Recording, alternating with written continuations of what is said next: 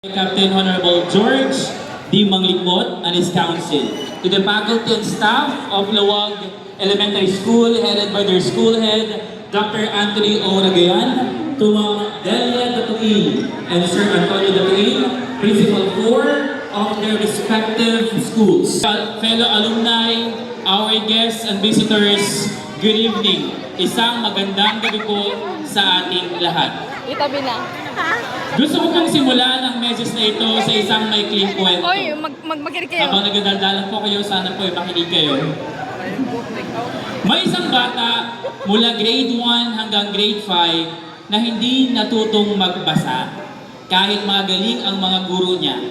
Pinaiiwan ng mga guro ang mga batang hindi marunong magbasa pagkatapos ng klase. Mauunang uuwi ang mga batang kilala na ang letra at salita na nasa libro nila, habang ang iilan maiiwan dahil makikipaglaban ulit sa mga titik na pilit nilang kinikilala. Laging pinapatawag ang pangalan ng kapatid ng batang ito para turuan siyang magbasa. Ngunit kahit anong gawin, ganun talaga. Tila ang utak ng batang ito ay ayaw makisama. Ngunit sa pagpupursige niya at mga guro niya, at dahil suporta ng kanyang magulang, aba, ang batang ito sa wakas nakakabasa na. At ang batang ito ay inyong guest of honor and speaker ngayong gabi. Ako po Sir Belel Alip Gargalio, isang guro mula sa batch 2001 na pinagmamalaki na produkto ng isang simple ngunit napakagaling na paaralan ng Lawag Elementary School. Ang ating team, Together Again, Rekindling Memories, Rebuilding Bonds. Pwede mo bang sabihin sa katabi mo, welcome home, Bes? Welcome home, Bes! Tapikin mo yan, sabihin mo sa kanya, maligayang pagbabalik, Bes. Mare! Palakpakan po natin ang mga tao behind this event. Palakpakan po natin sila.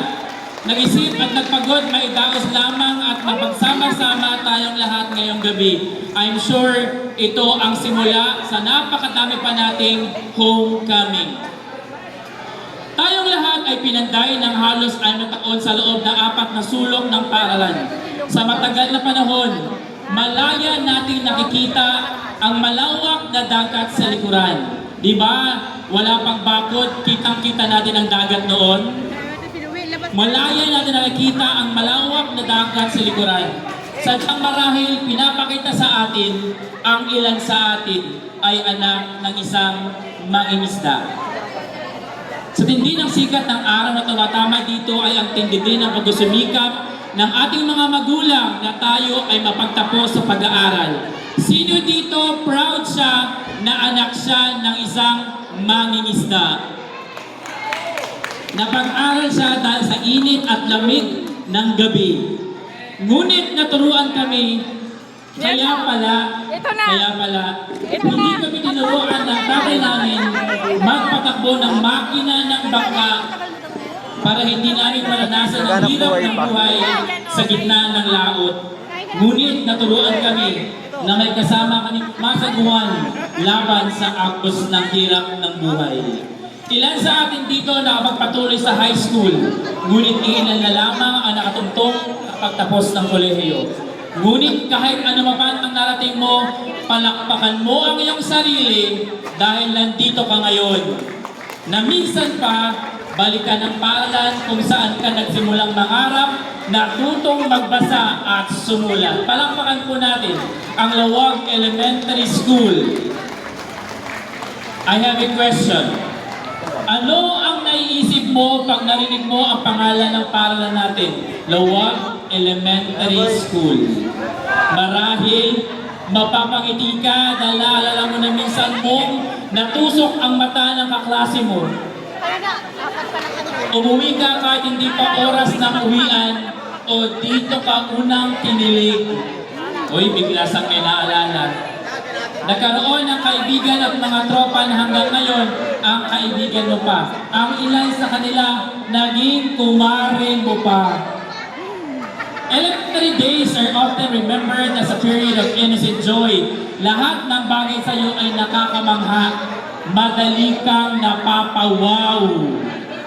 And carefree learning. Madami tayong natutunang mga bagay na hindi natin nakikita sa malaking librong nasa bag na pasan-pasan natin araw-araw. Pero kung ako ang tatanungin, kung ano ang naalala ko, ang aking mga naging guro na matyagang na nagtuturo. Ang malaking visual aids at ang abacus ni Ma'am Annalyn de la Cruz. Sa Annalyn, alang-alang ko pa yun, ma'am. Tiyak ang kurot sa singit pag makulit ka sa klase ni Ma'am Rosemary Naboa, pero nanay na nanay yan sa amin. Huwag kalilimutan ang mabuting asal na turo ni Ma'am Grace Cabasal. Natutong humarap sa tao dahil kay Ma'am Dagod. Natutong gumawa ng atsara na turo ni Madam Marisa. Lahat tayo may core memories. Sino ba ang makakalimot sa galing magturo ni Ma'am Pamuleras? Natutong magtanim, magtahi, higit sa lahat ng matematika, ang tatay ng lahat ng batches, si Sir Arnel Pamuleras. Sino dito ang naging teacher ni Sir Pamuleras? Sino dito ang nagpasa na tayo ng kalabaw? Sino dito? At ngayon si Sir, ang isa sa maalala ko ay ang masarap na tinda sa kantin ni Lola Ben. Piso lang noon ang pancake, may margarine at asukal pa sa ibabaw. Ilan sa atin nagnakaw pa? Aminin mo na. Every time nakikita ko si Lola Ben, naaalala ko kung paano ako naging musmus noon. Ang pagpalo sa mga daliri gamit ang dilaw na meter stick dahil hindi tayo marunong mag-nail cutter. Sino nakasubok noon? Ang pagpingon sa atin kapag hindi natin naisulat ang mga lecture sa blackboard. Umanda ka na. Ang pagpapatalayo sa kinitan kapag ikaw ang pasimuno sa kaguluhan at ingay sa classroom, di ba Ma'am Rose Marinaboa? Pero ang lahat ng iyon, ginawa tayong disiplinado at matatag. Palakpakan natin ang mga teachers ng Lawag Elementary School. Ang Lawag Elementary School ay hindi lamang isang paaralan, kundi ito ay may turing nating isang tahanan. Naging tahanan ng mga minsang, naging mga batang musmos na ngayon ay maganap ng mga guro, accountant, engineer, OFW, nurse, at naniniwala akong marami pang sisibol ng mga professional sa mga sumusunod na panahon. Baka yung katabi mo, mag-donate na ng lechon. Lawag Elementary School holds 1,000 untold stories of friendship and dreams. Kung magkakwentuhan tayo, hindi kakayan ng isang gabi ng alumni. Paano ko nasabi na ang Lawag Elementary School ay hindi lamang paaralan kundi maitutuloy ding tahanan? Allow me to share with you the 5 reasons why. Una, it is a place of safety and belongings. Sa Lawag Elementary School, tulad ng tahanan, ito ay lugar kung saan napapawi ang takot at agam-agam.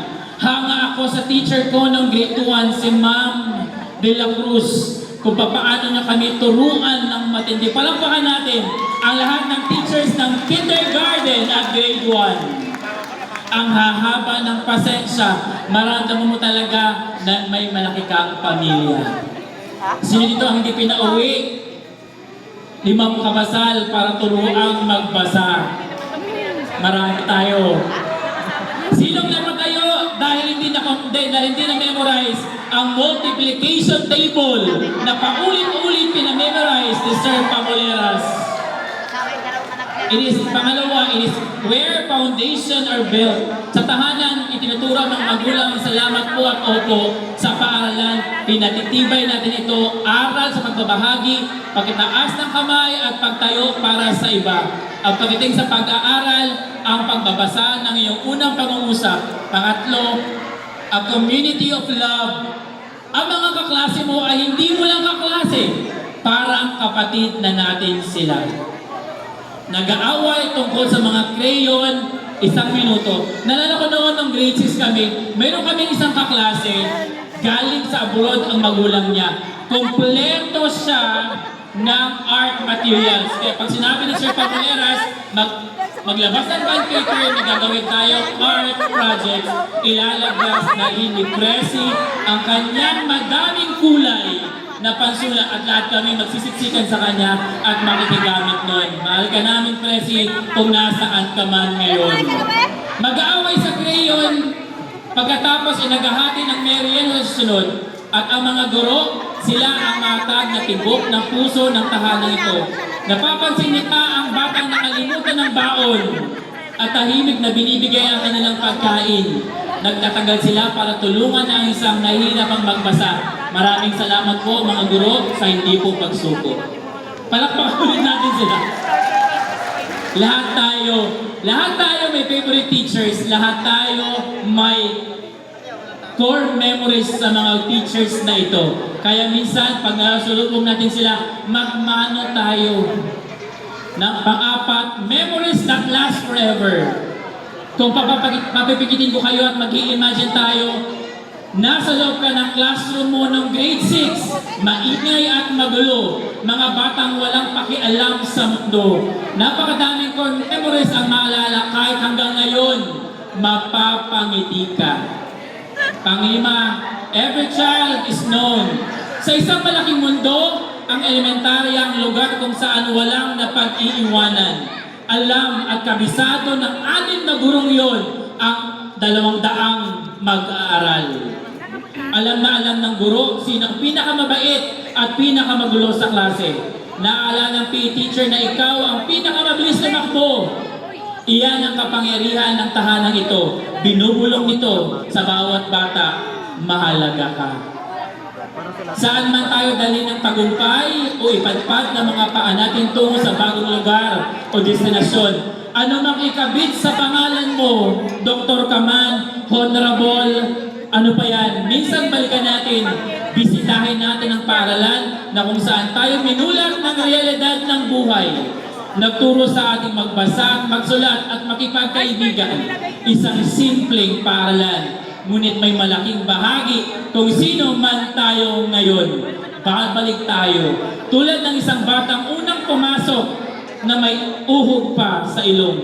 Sa bakal na gate, nalaman natin 25 years na pala. Bit-bit ang tagumpay na hindi nasukat sa dami sa accomplishment. Ngunit bit-bit ang puso ng musmus na batang yun na nagsasabing, salamat, Lawag Elementary School. Inaanyayahan ko ang lahat na tumayo. Tayo po tayong lahat. Palakpakan natin ang ating mga naging guro, ang ating paaralan, higit sa lahat sa Diyos. Pwede din lapitan ang ating mga guro at magpasalamat sa kanila. Ma'am de la Cruz is here. Andito si... Pwede mapatugtog tayo? Lapitan natin yung mga guro, yakapin natin sila. Sino ang nagturo sa iyong magbasa at magsulat? Lapitan natin sila, magpasalamat tayo. Wala magandang news na I will make you proud. Lapitan natin sila, yakapin natin, emotional naman kuya. Kaya emotional naman. Lapitan natin, I'll make you proud. Yung pang-graduation song. Yakapin natin ang mga guro. Ma'am Annalyn, nagturo sa ating magsulat at magbasa. Si Ma'am Pamuleras. Meron mga teachers dito. Si Ma'am Naboa. Kinurot ni Ma'am Naboa. Sino ang proud na magsasabing kinurot at napingot ni Ma'am Naboa? Ito siya Yakapin nyo na. Ang mga gurong yan, grabe ang tindi. Hindi lang ito homecoming natin, homecoming ito sa ating mga guro. Yakapin natin sila na matindi. Wala ba tayong emotional na song? Thank you for teaching me how. Video na lang kita. Ang mga guro, naging guro natin, pasalamatan natin. Yakapin natin itong mga tao ito. Can we invite all the teachers to stand up? Pasalamatan natin itong mga to. Grabe. ang buhay nito mga to. Naabutan ng pera ng teacher. Ng teacher. Lapit tayo sa mga teachers natin. Ang pera sa mga Pag-bless! Bakit may pa-bless, madam? Ay, ang ganda. Ay, madam, ay, madam. Madam, ano? Ah! Ah, dali na, taga-video! Taga-video!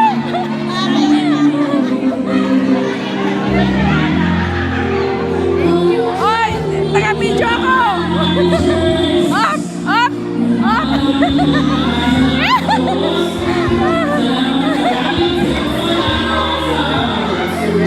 Madam! Thank you! Madam! Ba't kaya kayo?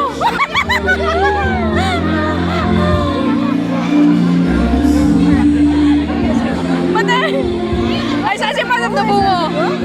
Oh, si Madam Nabuwa. Nasa si Madam Nabuwa? Umuwi na yata siya. Ah!